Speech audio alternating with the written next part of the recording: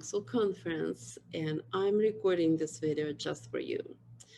So when we had lunch and Bart Nolenberger was sitting next to me, he asked who I am and what's my story.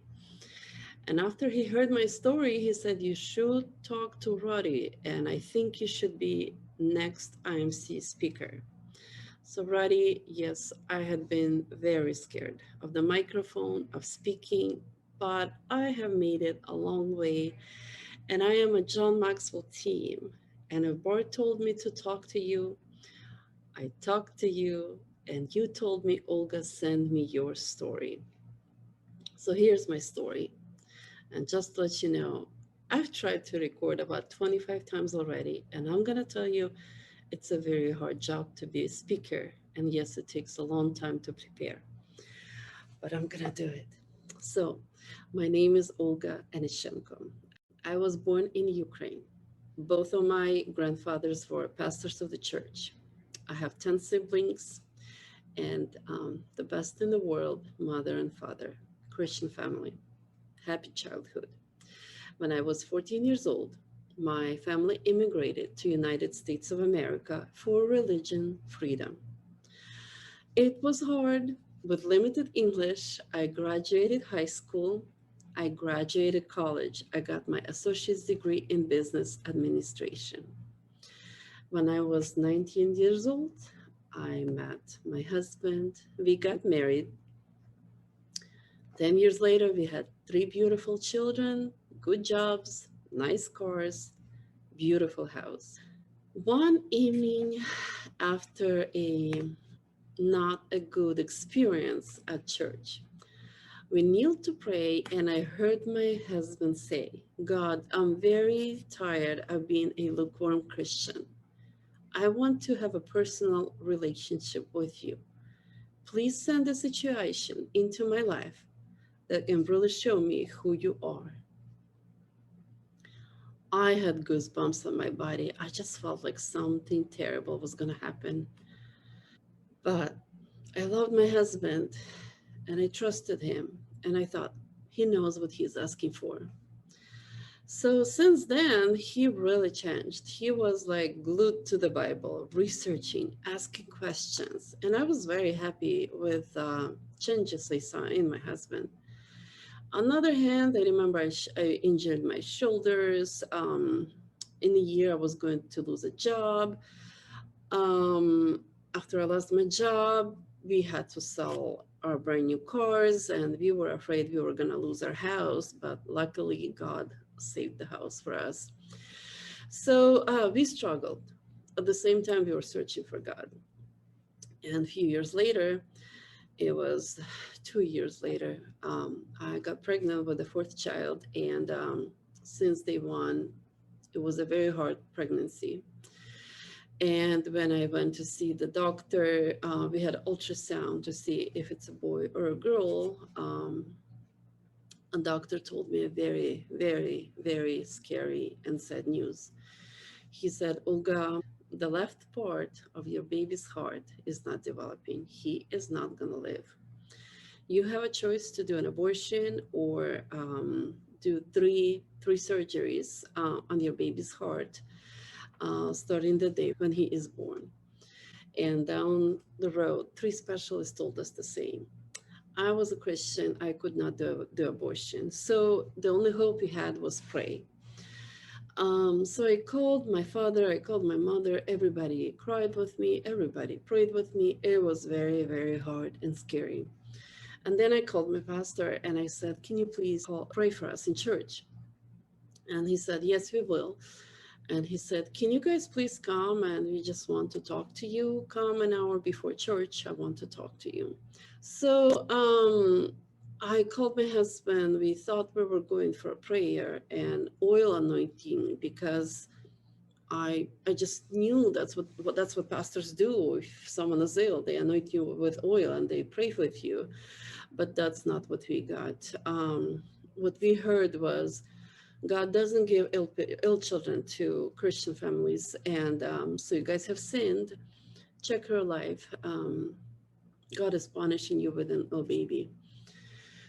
That was the last thing I wanted to hear when I was already scared and devastated. I wanted my baby to live.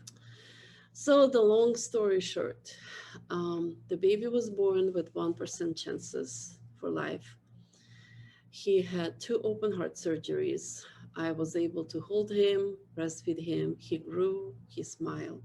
He was the beautiful baby on the outside, but his heart was very, very ill.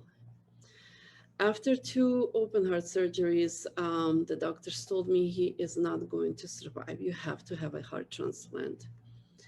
So that was the last thing I wanted to do because I didn't want to leave my house. I didn't want to leave my husband for a year. I didn't want to leave my kids for a year. My blood pressure was very, very high.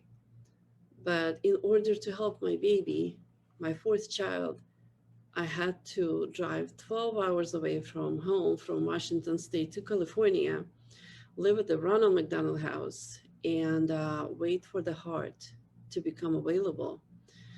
And if you look at the situation from another side, it's another baby would have to get a brain damage. So her heart would still be beating. And if that ever happens, my baby would have a chance to receive a new heart. That was a terrible situation to be in, and I didn't want to make that next step. I was ready to give up, and we almost gave up, but luckily we changed our mind. And so finally, yes, we agreed to do the next step. I left my husband in Washington with kids. I flew to California. It was a hard walk through hell on earth. So our baby lived 7 months and 7 days, and God took him. If I would tell you every detail I've been through, I would probably be speaking for months. That's why next 7 years I was writing the book, which he called The Puzzle of Elijah. My neighbors, retired teachers, Ross and Sandy Hollisters, they promised to help me write a book. How it happened, one day Ross told me, it was just a few months after the funeral, and Ross told me, Olga, you have a choice to live in heaven on earth or in hell on earth. And it really depends on how you react to a situation. So if you just say, God gave me the baby, God took the baby, but I'm still going to be happy and live for my other three children and husband, and you do your best to be happy, that's heaven on earth. But if you choose the other road and you said, oh, God is punishing me, I don't deserve it, it's everybody's fault, it's my fault, it's God's fault, and you're miserable, people around you are miserable, that's called hell on earth. I chose heaven on earth. The other thing Russ told me, Olga, write a book, we will help you. And if Ross knew it would take 7 years, I don't know if he would tell me the same. But they did help me for 7 years.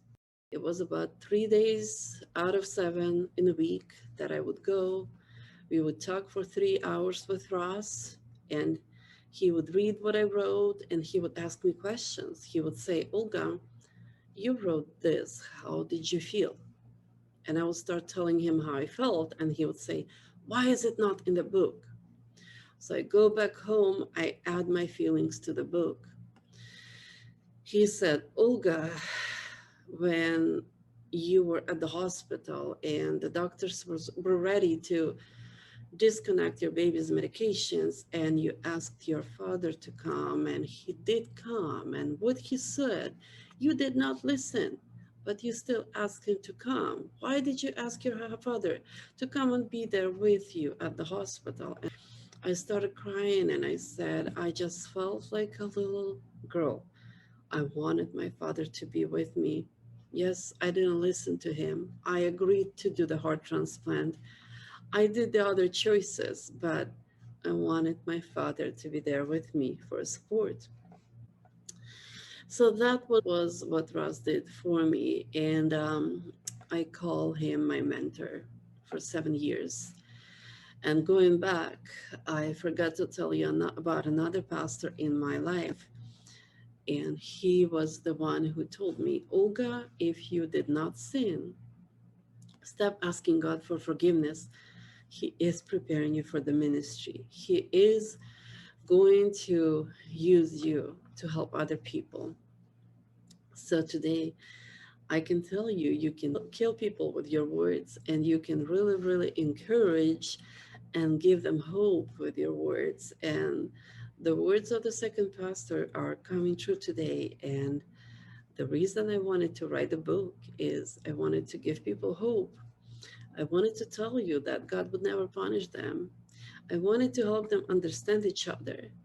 And I wanted to encourage them never give up. So 2018, my book is published. It was very, very, very hard job for 7 years. At first, I did my book in English, then I translated it into Russian. 2018, at the same time when the book was published, I knew I was going to do something more. I had to tell the world about the book. I knew it was good, but it was a sad book. And why it took me 7 years? Because I didn't want to say the truth. I didn't want to say the truth about the pastors. I didn't want to say the truth about false prophecy. I was a nice person, but my neighbors would keep telling me, if you don't say the truth, no one needs your book. 7 years I was learning how to say the truth, even though I never lied, but I was learning how to speak up. I just wanted to help those people who were told that God is punishing you, who left the church once and forever, who left God once and forever, who could not forgive themselves. So the book is published, and I had an opportunity to be on a radio. Yes, I was very, very scared, but I had a little experience from before. From 7 years before, I was helping my Bible teacher. She was a woman's leader, and I helped her for a few months. And I remember she said, Olga, you are very good at what you do. One day you're going to have your own radio program, and God is going to use you. So 7 years later, I had my own radio program. Yes, I was scared, but I did great. With people's help, I started, and I did great, and I still do it today. I didn't know what to name my program, and I didn't know what I was going to do. But what I ended up doing, I would invite people, random people. I kind of knew a little bit about them, and I would say, can you please share your story, starting from the beginning, and where did you struggle? How God helped you? What lessons did you learn? And the reason I did that, because I wanted the listener, on another hand, to hear the story, to hear the struggles, to hear how God helped them. And I wanted to give the hope to the other people who are struggling. And so we still do the same radio program until today. And the name of it is Open Heart. A year later, I was asked to help a family in Russia to do a fundraiser on Facebook. They needed $5,000 to go to Israel and get medical help for this child who was miserable and struggling, very, very ill. At first, I didn't want to do it, but then when I saw his picture, it reminded me of my child, Elijah, who would have been the same age, but who was not with me. And I told myself, yes, I will help him. But when people donate money, they want the receipt so they could write it off, during tax season. And I did not have a good experience with church when my brother wrote a check for $2,000 and he said, can you please get me the receipt? I need to write it off during tax season. And it took me two weeks or even more to get the receipt for him. It was a very complicated process. So I thought, I don't want to deal with the church. I'm just going to open a nonprofit organization so I have that tax ID number and I can give receipt to people. Of course, I didn't know how complicated it is to open the nonprofit, how much it costed, but I did. I registered it, I paid the fee, and then a few months later, I found a person who did this completely for me. Yes, it costed money, but I got everything right. We helped this family, and I was still doing the radio shows. Then I was asked to help to do a fundraiser for another family, and I had a full-time job. At the same time, about a year later, I started speaking at the women's conferences in churches, and that's another different story. That's a very complicated story.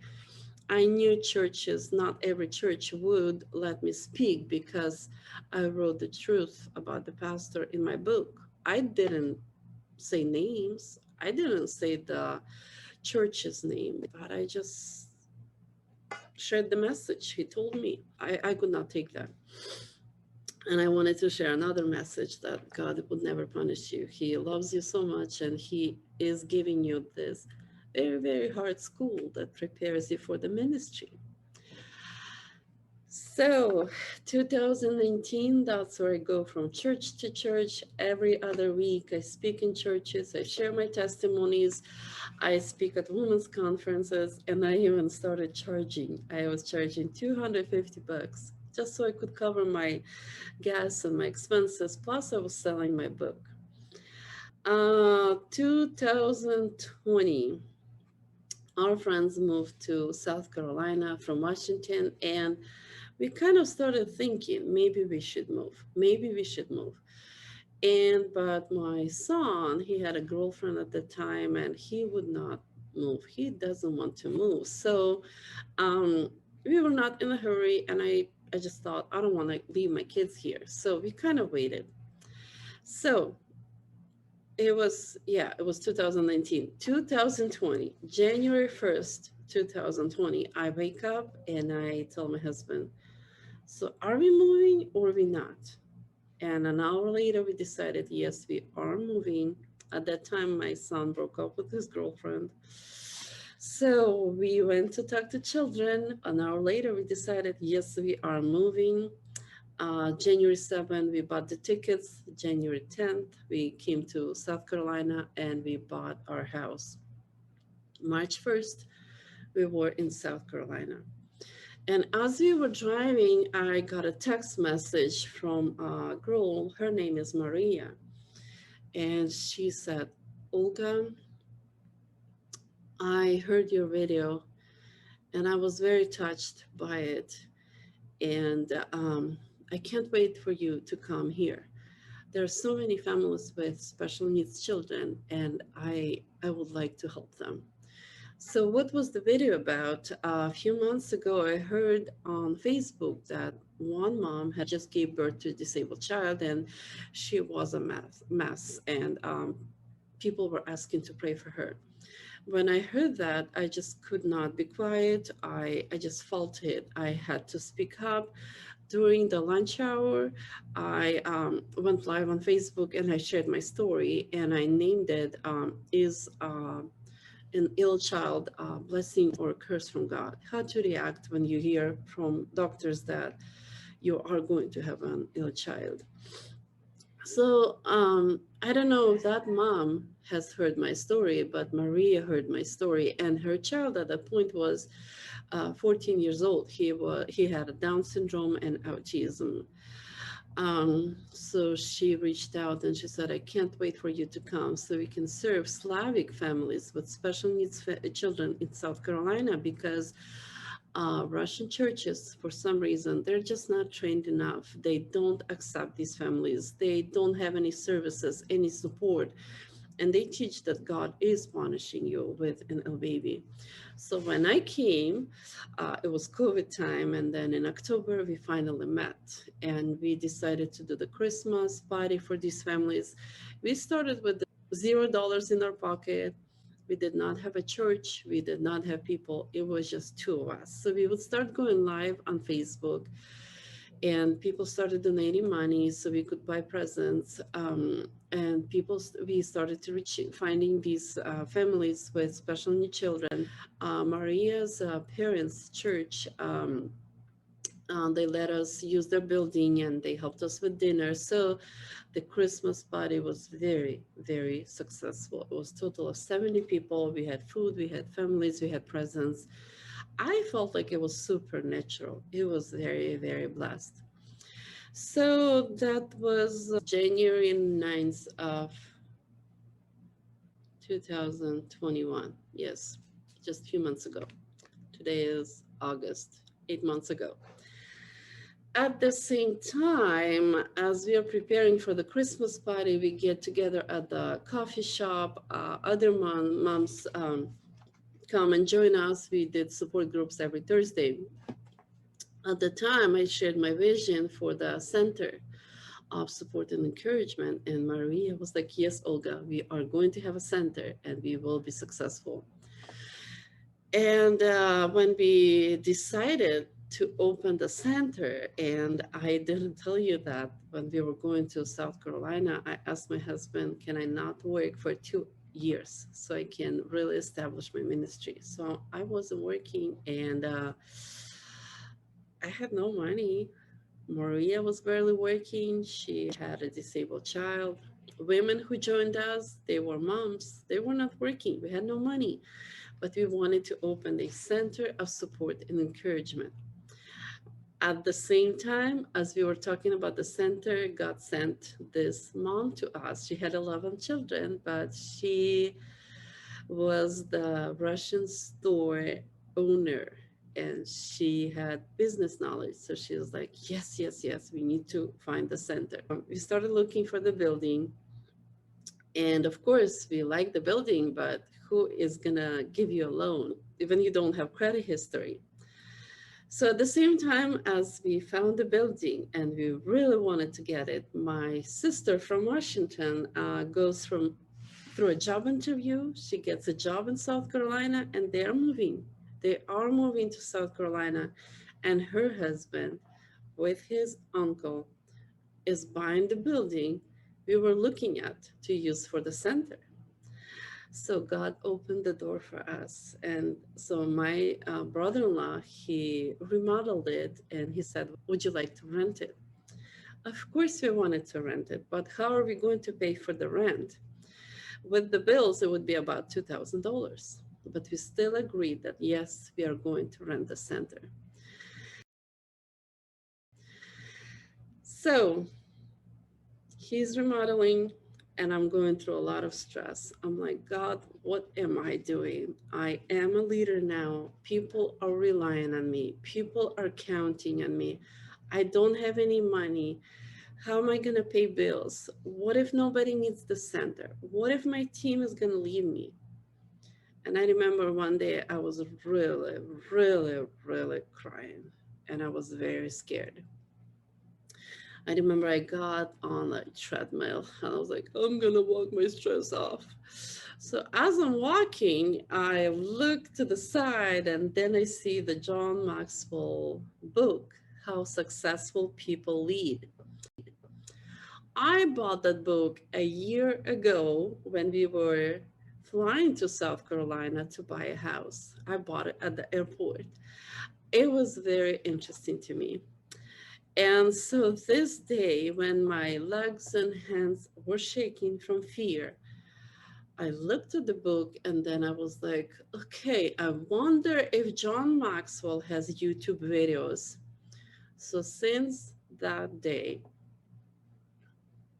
and I think it was like December 2020, since that day, I listened to John Maxwell every single opportunity I had. I was driving, I would listen to him. I was exercising, I would listen to him.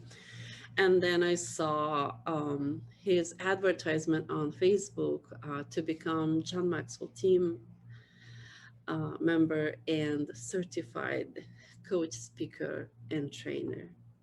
So I signed up. Yes, it was expensive.